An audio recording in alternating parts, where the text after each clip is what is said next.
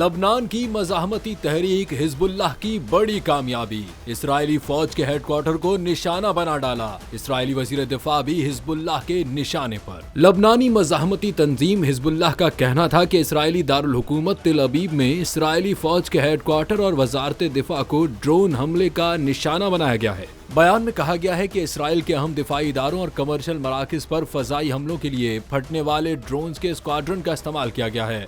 दूसरी जानिब इसराइली फौज ने बयान जारी करते हुए कहा कि लबनान से इसराइल पर भारी तादाद में रॉकेट फायर किए गए थे।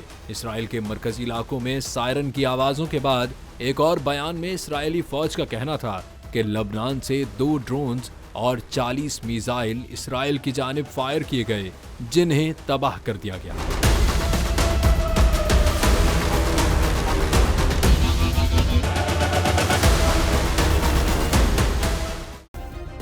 सब्सक्राइब करें और बेल दबाएं ताकि कोई खबर रह न जाए।